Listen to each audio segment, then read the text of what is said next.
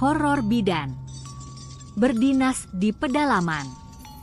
Ini adalah sebuah kisah nyata yang seumur hidup akan aku ingat, karena betapa keras aku berusaha untuk lupa, namun hasilnya selalu sia-sia.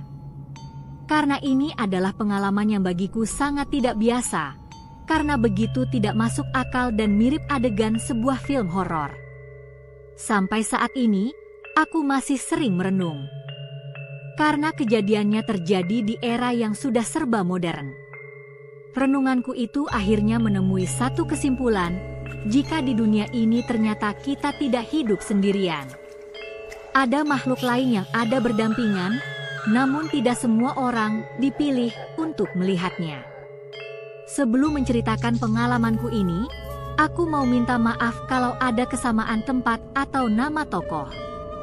Baiklah, sebenarnya aku tidak pandai bercerita. Tapi, aku rasa ini saat yang tepat untuk menceritakan ulang pengalamanku berdinas di sebuah puskesmas yang terletak di sebuah kampung terpencil. Oh iya, perkenalkan dulu, aku Maya. Aku tuh seorang bidan. Setelah lulus kuliah, aku sempat kerja di klinik. Sebenarnya klinik itu milik kakak iparku. Kalau kalian pernah ke Balaraja, klinik tempatku bekerja tidak jauh dari pasar Balaraja. Selama 2 tahun aku bekerja di sana. Tahun 2016, pemerintah membuka lowongan CPNS. Aku iseng-iseng ikutan daftar. Sebenarnya aku hanya ingin tahu saja bagaimana tes CPNS itu dan tidak punya harapan tinggi bisa lolos tes. Tapi, Tuhan berkata lain. Alhamdulillah aku lolos CPNS, lalu ditugaskan ke kampung terpencil. Nama kampungnya Mekarsari. Di sana ada puskesmas yang kekurangan tenaga bidan. Oh iya, bukan kekurangan tapi tidak ada bidannya. Jadi bidan yang pernah tugas di sana minta dimutasi ke daerah lain. Dan, aku ditugaskan untuk mengisi kekosongan bidan di puskesmas itu. Aku tidak menyangka kalau kampung ini benar-benar terpencil. Mobil saja susah masuk karena jalannya rusak dan berlumpur kalau musim penghujan. Sesekali memang ada truk yang melintas. Tapi, para penumpang kerap terpaksa turun ramai-ramai mendorongnya karena ban terjebak di kubangan lumpur. Aku sendiri naik ojek untuk sampai ke kampung Mekarsari. Walau pada akhirnya tetap saja aku harus turun dari motor karena jalannya yang licin dan berbahaya. Dengan terpaksa aku menerobos kubangan lumpur. Sedangkan si bapak tukang ojek dengan susah payah mendorong motornya. Saat itu aku sempat cemas karena sudah jam 5 sore. Tapi kami masih terjebak di jalan berlumpur ini. Ini masih jauh ya, Pak? Tanyaku sambil menyeimbangkan badan agar tidak tergelincir. Tangan kananku menjinjing sepatu, sedangkan tas besarku diletakkan di depan jok motor. Udah dekat kok, Neng. Habis hutan pinus ini kita sampai di Mekarsari, jawabnya sambil menoleh ke arahku. Sejauh mata memandang, di sepanjang jalanan ini memang hutan pinus. Sesampainya di kampung Mekarsari, aku langsung mencari kos-kosan. Aku kesulitan mencari orang untuk bertanya. Kampung ini sepi sekali padahal masih sore. Untungnya aku bertemu dengan seorang wanita tua yang sedang duduk sendirian di depan rumahnya. Permisi, Bu, perkenalkan saya Maya. Saya bidan baru yang ditugaskan di kampung ini. Kalau mau sewa kosan di mana ya? Tanyaku. Oh, Mbak ini bidan baru. Dia menghampiriku sambil tersenyum ramah. Iya, Bu, aku menyalaminya. Kenalkan, saya Minah. Kalau Mbak cari kosan di kampung ini ya nggak ada. Tapi Mbak bisa sewa kamar di rumah warga, katanya. Nggak apa-apa saya sewa kamar aja. Kira-kira siapa ya yang berkenan kamarnya saya sewa? Duh. Kalau di rumah saya kamarnya terisi semua. Gimana kalau ke rumahnya Dinda? Bidan yang dulu juga tinggal di rumah Dinda, katanya. Dinda? Tanyaku sambil mengerutkan dahi. Iya. Dia itu cuma tinggal berdua sama neneknya. Siapa tahu Dinda mau sewakan kamar di rumahnya buat Mbak Maya, ujarnya. Boleh, Bu. Boleh minta tolong antar saya ke rumah Dinda kalau gitu. Dia pun mengantarku ke rumah Dinda. Aku tidak menyangka kalau Dinda ini ternyata masih muda. Umurnya baru 19 tahun. Dia anak yatim piatu dan sudah putus sekolah.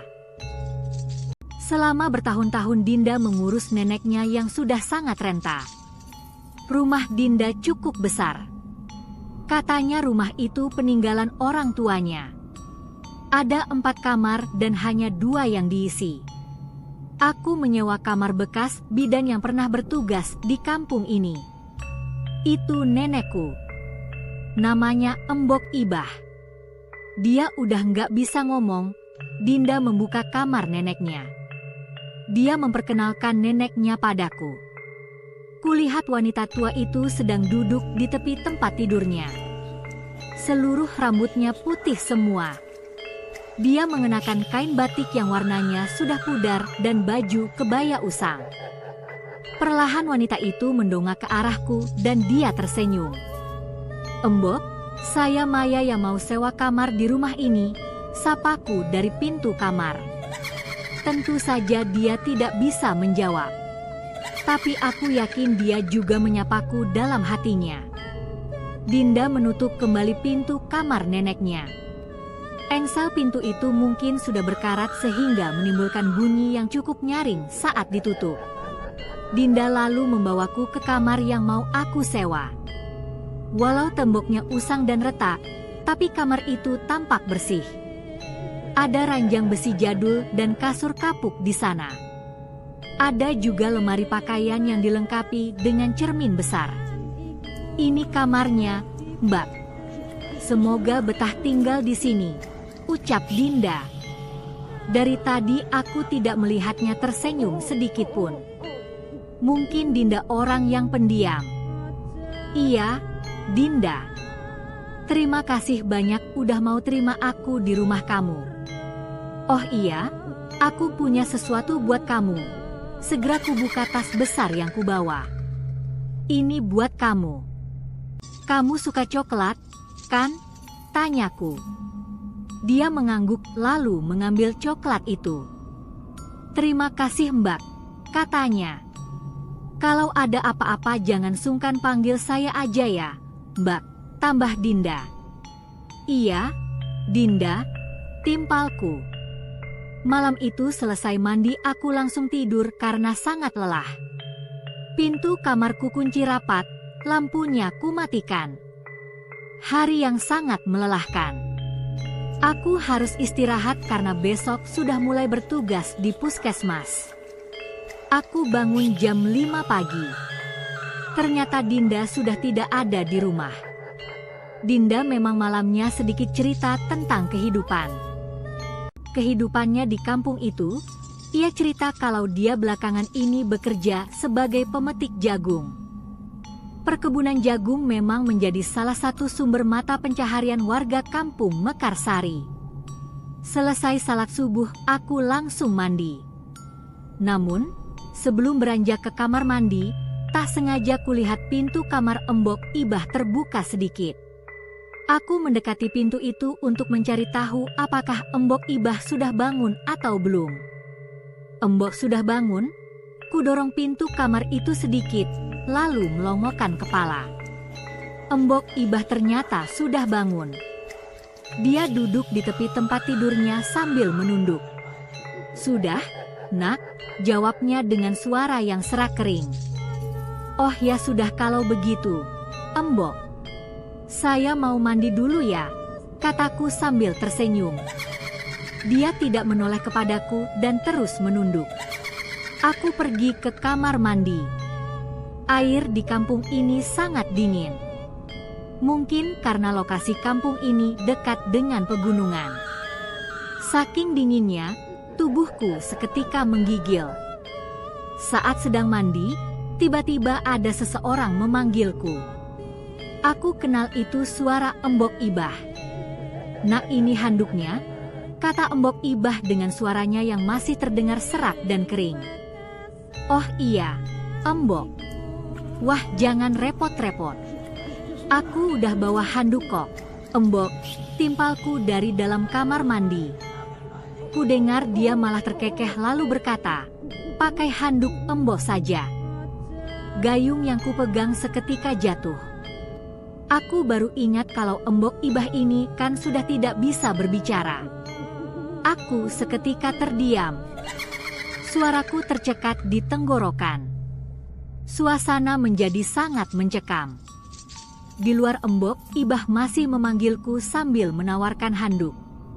Ini pakai punya Embok saja. Dari atas tembok kamar mandi, yang secara logika tidak mungkin ada orang yang bisa menjulurkan tangan dari tembok setinggi itu, kulihat sebuah tangan yang menjulur panjang.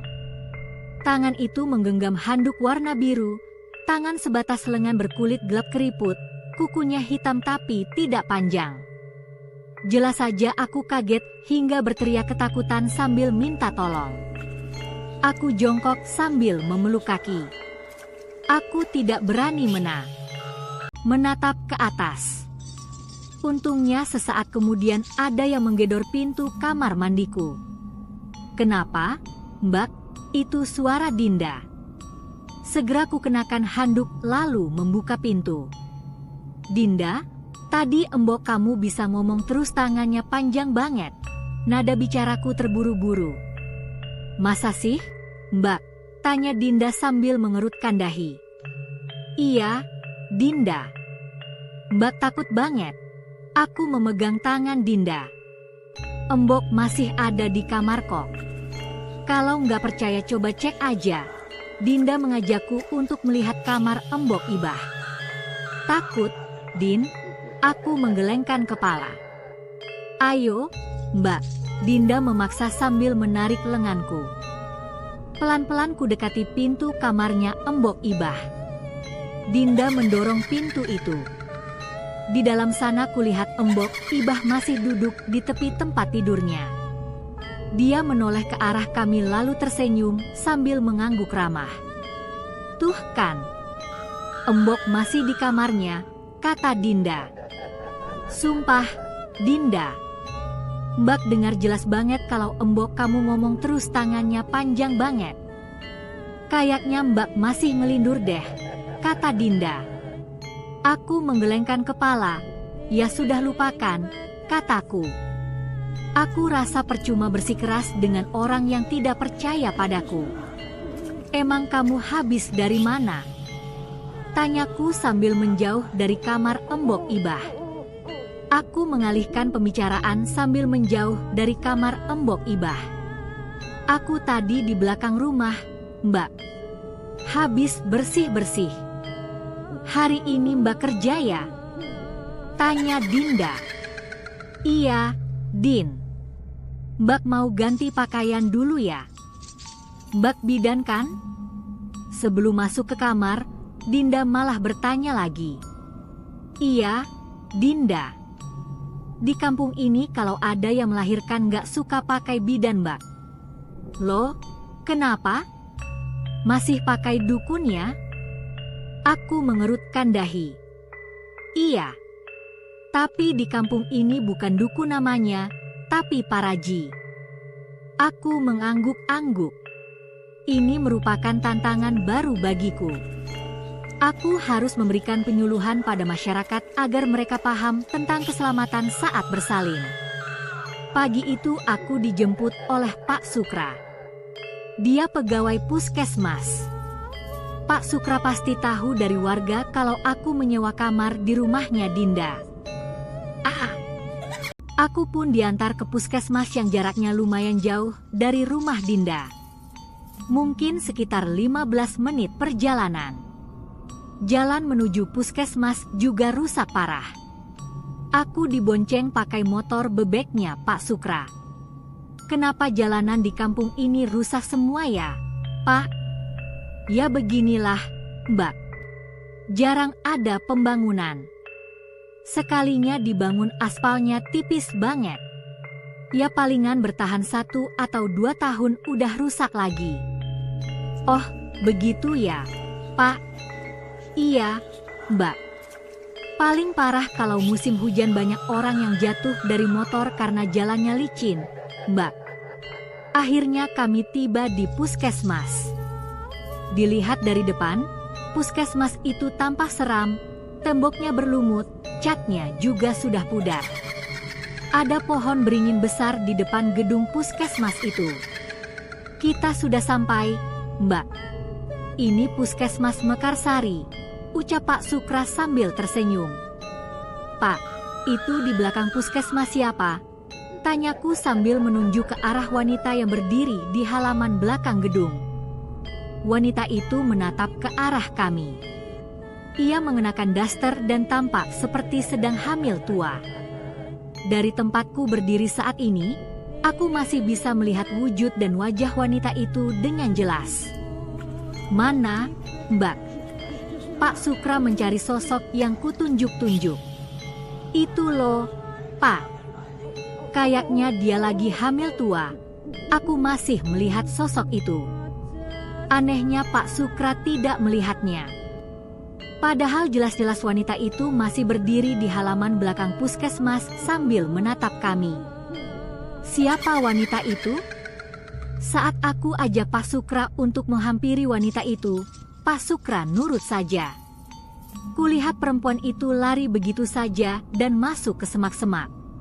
Namun, sekali lagi, Pak Sukra sama sekali tak dapat melihat keberadaan wanita itu. Aku tidak habis pikir kenapa banyak sekali keanehan yang kualami hari ini. Saran saya jangan melamun, Mbak. Demit mudah mengelabui kita kalau kita sering melamun, begitu kata Pak Sukra.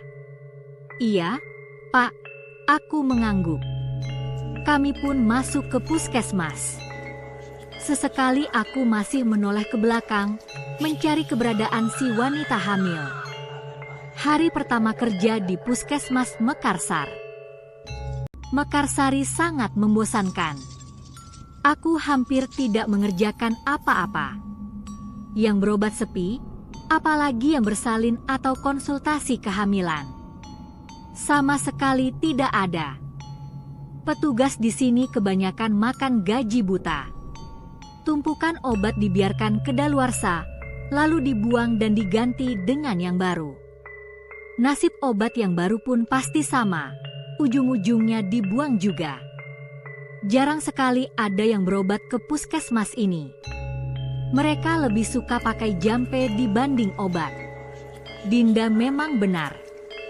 Warga di kampung ini tidak percaya sama bidan. Mereka lebih suka pergi ke dukun atau paraji ketimbang minta bantuan bidan. Aku tidak bisa membayangkan selama bertahun-tahun makan gaji buta di sini. Sore itu semua petugas puskesmas sudah pulang. Pak Sukra memberikan kunci puskesmas kepadaku. Malam ini aku mau menginap saja di puskesmas. Kebetulan ada hal yang mau ku kerjakan. Aku akan menyusun rancangan penyuluhan terhadap masyarakat tentang pentingnya keselamatan saat bersalin. Lebih dari itu, jujur saja aku masih trauma kalau harus pulang ke rumah Dinda. Ada yang tak beres sama mboknya.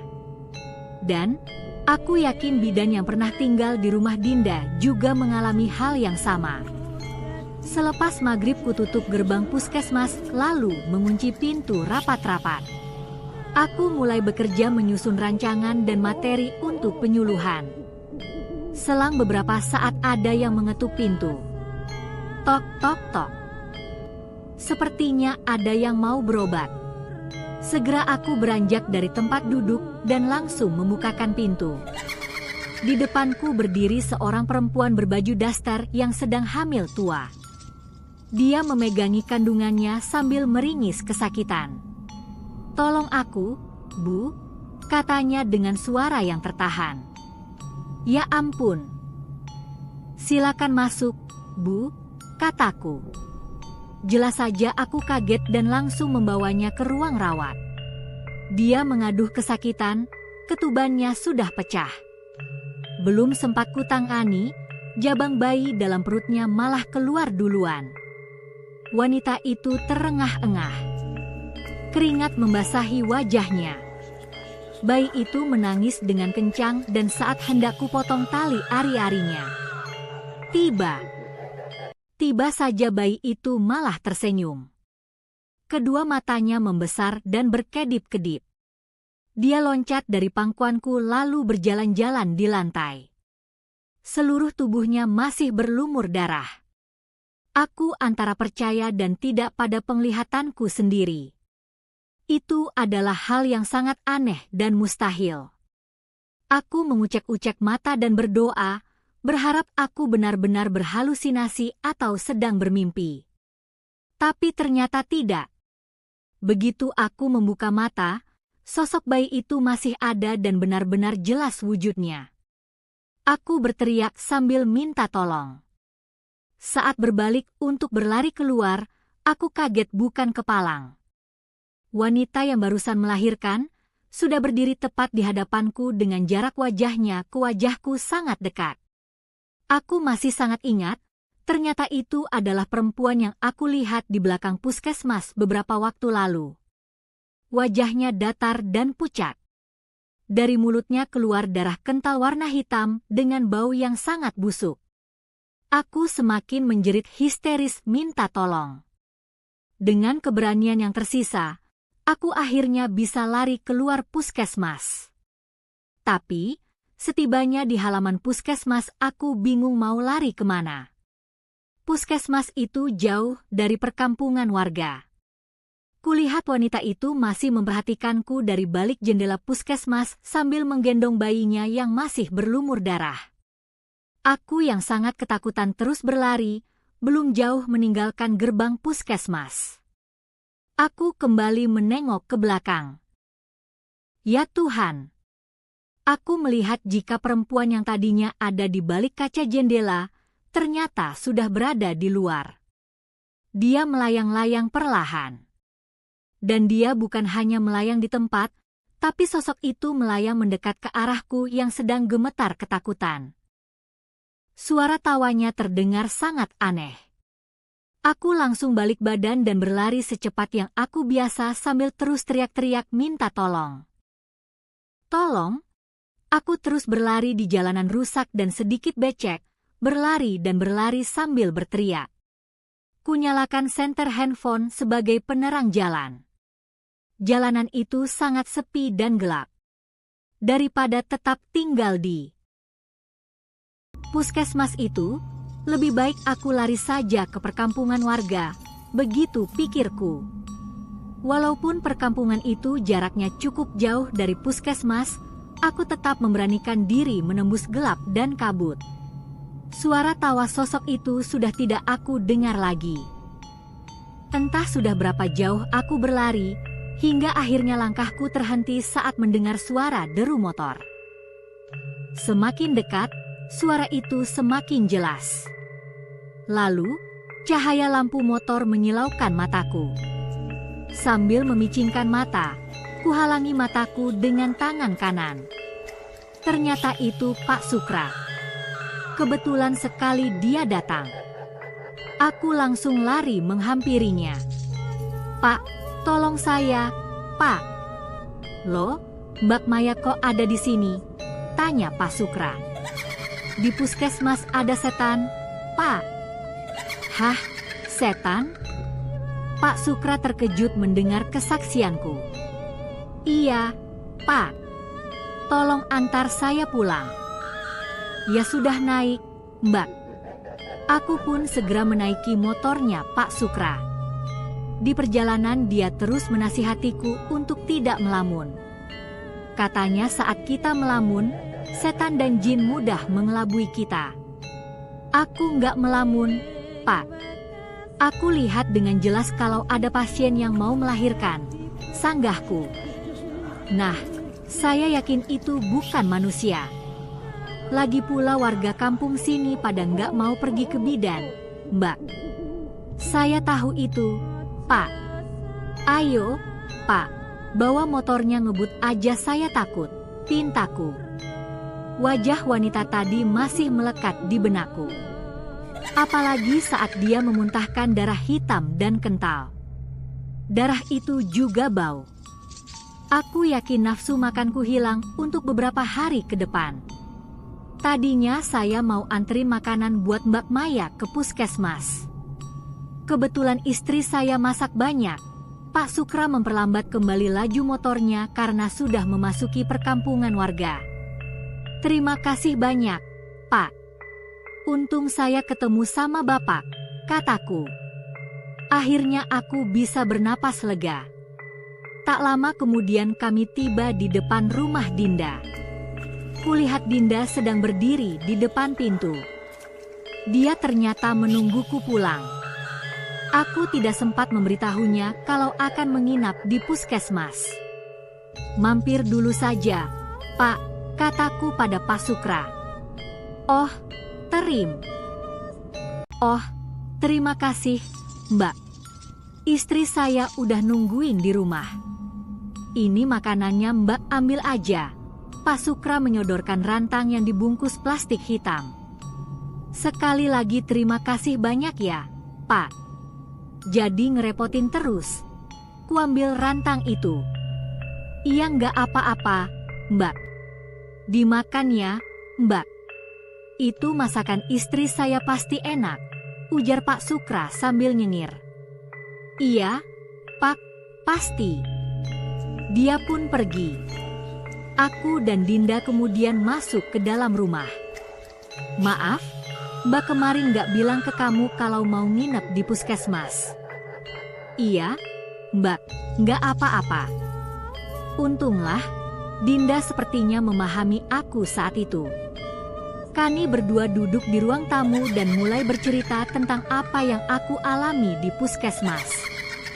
Dinda terlihat sangat ketakutan dengan apa yang barusan aku alami. Tapi dia juga bercerita, jika itulah salah satu alasan warga enggan berobat di puskesmas, karena puskesmas itu ternyata sangat angker. Tapi, kenapa Pak Sukra tidak bercerita tentang ini padaku? Atau mungkin, beliau tidak ingin aku merasa ketakutan bekerja di kampung ini? Ceritaku ini sebetulnya masih panjang, karena banyak kejadian seram yang aku alami di kampung ini. Mungkin ada yang bertanya, kenapa saya tidak berusaha pindah dari kampung tersebut? Sudah berulang kali aku mencoba untuk minta dipindahkan, tapi ternyata proses untuk pindah tugas tidak semudah yang aku bayangkan. Akhirnya aku berusaha untuk terus bekerja, dengan tekad dan doa di kampung ini hingga beberapa tahun ke depan.